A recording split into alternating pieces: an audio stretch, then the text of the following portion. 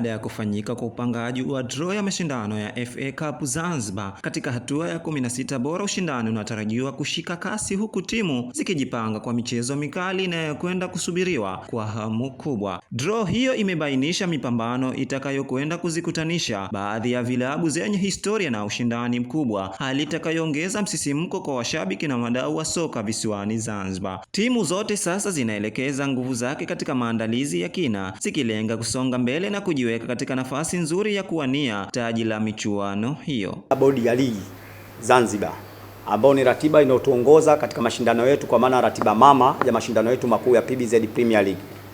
Hatua hii ya robo finali ya FA Cup tutaicheza tarehe 13 mpaka tarehe 17 ya mwezi huu wa 4 2026. Hivyo ndio ratiba ambavyo inatuelekeza. Ni matarajio yetu tutatumia viwanja viwili vya Mau, kwa maana Mau A na Mau B, na mpaka sasa hivi matarajio yetu kwamba mechi zote zitachezwa saa 10. Hatutakuwa na mechi za mchana. Mechi namba 1 itahusisha timu ya Kundemba na Black Sela. Alafu mechi namba 2 Mafunzo na Polisi. Inter Zanzibar anacheza na Mlandege. KMKM wanacheza na New King. Naambiwa na leo kwenye ligi wanacheza. Lakini pia na mimi nakumbukumbu kwamba washai kukutana katika fainali hawa pia ya FA kwa kanda ya hapo Unguja. Mwembe Makumbi City anacheza na JKU. Hatutarajii kuyaona yaliyotokezea hapo. Mchezo uliopita JKU na Taifa ya Ng'ombe. Sitarajii. Kipanga anacheza na Malindi. KVZ mpinzani wake ni Zimamoto, na Uhamiaji mpinzani wake ni Raskazon. Mshindi wa mechi ya Kundemba na Black Sela anakwenda kucheza robo finali kati ya Mafunzo na Polisi. Mshindi kati ya Inter Zanzibar na Mlandege atacheza robo finali ya pili kati yake ya KMKM ama New King. Mshindi wa mechi ya Mwembe Makumbi City na JKU watacheza robo finali ya 3 kati ya mshindi wa Kipanga ama Malindi. Na mshindi kati ya KVZ na Zimamoto, robo finali yao itahusisha kati ya Uhamiaji ama Raskazoni. Kwa hiyo tunaondoka hapa tayari mpinzani wako kwenye 16 bora umeshamjua, lakini ukifuatilia matokeo ya mechi za wenzako unapata kumjua na mpinzani wako wa robo finali. Hali kadhalika tukicheza robo finali, maana yake utamjua mpinzani wako wa hatua ya nusu finali. Nashukuru sana kwa zoezi hili. Naamini ni la uwazi. Twendeni tukacheze mpira kwa amani.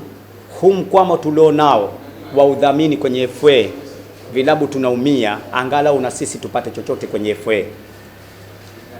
Tujitahidini sana viongozi wa vilabu. Nazungumzia zaidi wanaomiliki vikosi vya ulinzi na usalama. Tujitahidini sana, tufuate taratibu. Una mechi yako unahisi nini? Afisa ulinzi na usalama yupo ZFF, njoo zungumze naye. Uzuri yeye anakuwa anatuambia kwenye mechi yangu kutakuwa na hichi na hichi. Lakini swala la ulinzi na usalama liko ZFF kupitia hapo, na tutaimarisha ulinzi.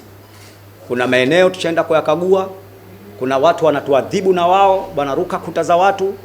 Jukumu tunabebeshwa ZFF, tunaenda kuwafanyia dawa yao. Nimeshakaa na kamati ya ulinzi na usalama, na nashukuru tumekwenda mkoa kwa RPC, kwa tumeshakaa vizuri. Kuanzia hatua hizi tutakwenda vizuri. Jengine ambalo napenda Wazanzibari kwa ujumla, ili linakwenda zaidi kwa mashabiki. Mashindano yetu ya FA miaka 3 iliyopita hatukufunga mkataba na mashabiki, lakini tulifuata mawazo yao. Wamekuja tena na wazo jingine kutokana na hali za uendeshaji wa mashindano.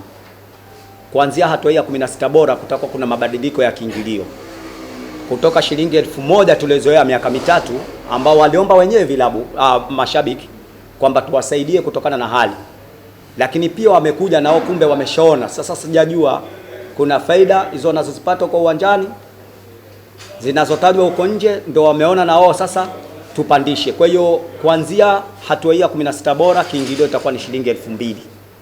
Na nafikiri si kizito, kwa sababu wenzetu wa bodi ya ligi ni msimu wa pili wanakwenda na kiingilio cha shilingi 2000 kama sikosei, kwenye ligi kuu na daraja la kwanza.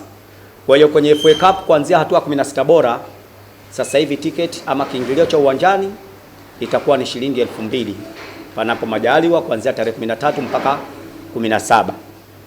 Kwa jukumu la kusimamia mashindano, lakini pia tumepewa kanuni. Sisi kamati ya mashindano hatupendi sana kutoa adhabu, lakini tunatoa adhabu pale mnapotuambia tutoe adhabu. Hatutosita. Timu, kiongozi, shabiki au yoyote atakayekuwepo uwanjani ambaye atakwenda kinyume na utaratibu wetu akaondoa nidhamu, tutaiadhibu. Hatutojali tuko katika hatua gani wala ni timu inamilikiwa na nani, kwa sababu hata adhabu iliyotoka baadhi yetu tulitishiwa. Mimi nikasema siku Mwenyezi Mungu atakao kuhitaji basi atakuhitaji tu. Kwa hiyo sitoogopa vitisho, tasimamia kanuni, sitojali timu hii inamilikiwa na nani wala na nani. Kama imefanya utovu wa nidhamu, mimi nitakuja kwenye mpira nitaiadhibu kwa nidhamu, mengine tena atabakia kama yalivyo, lakini tutaiadhibu kwa mujibu wa mpira ulivyo. Vilabu vyote viko chini ya bodi ya ligi ambapo ni First Division na Premier League. Kwa sasa hivi hakuna klabu ya mkoa wala klabu ya wilaya. Kwa hiyo niwakumbushe tu kwamba sheria ya mpira iko pale pale, ndugu zangu.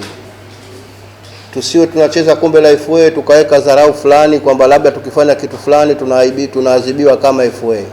Adhabu inapokuja imekuja kwamba ni adhabu ya mpira, inakuja kugusa, iwe ya kadi nyekundu, iwe ya utovu wa nidhamu, chochote kitakachokuja maana yake kitakuwa kinaendeleza katika ligi yetu. Kwa hiyo usije ukafikiria kwamba wewe labda umepewa kadi katika kombe la FA ukasema kwamba ile ilikuwa ni FA na sisi tushatolewa. Hilo jambo linaendelea, niwakumbushe. Lakini jambo la pili, nirudi kama nifilisi katibu hapa, suala la nidhamu. Tuendelee kuweka nidhamu kama tunavyoweka katika ligi zetu. Alhamdulillah, sasa hivi nidhamu imerudi. Sote tunaona, kuanzia waandishi, watazamaji na kila mtu anaona. Viongozi mnajitahidi kwa uwezo wenu kujaribu kudhibiti mashabiki wenu kuweka nidhamu. Naomba na kwenye ligi ya FA iendelee kama ilivyo. Tusiwe tunakuja kuona kwamba FA Messi na uwezo wa kwenda mbele, kwa hiyo unafanya unavyotaka. Lakini upande mwingine, kwa kumalizia, niko katika upande wa siku hizi kuna mambo ya kubashiri yale tunaita beti. Serikali imeruhusu kubashiri mambo mengi, siji kasino, siji nini, siji mipira, sijui. Manake ni mchezo ambao uko kihalali kwa mujibu wa serikali. Lakini sio kupanga matokeo. Ikitokezea, narudia tena, timu imekuja kujibashiri kwa kupanga matokeo, na sisi kama bodi ya ligi tutashirikiana na kamati ya mashindano, tutakuja kuonana wabaya hapa. Hakuna adhabu ya mtu siji kupigwa faini hapa, ni kwenda kucheza chini. Adhabu ya kupanga matokeo, umepanga matokeo na kwenda kochi. Na nitakuwa na msimamo, nitakuwa tayari kukosa hichi kiti, lakini nitasimamia msimamo wangu. Sijui mwenzangu tumtoa adhabu, kama yeye atakuwa anatikatika sawa, lakini mimi ikija kwangu nasimamia. Wala sina nini wala lile, kwa sababu tutake tusitake lazima mpira turejeshe. Tutoke tulikotoka twende kwingine. Kupitia Asam Online TV, mimi ni Makame wa Makame na nyuma ya kamera ni Abillahi Abdallah.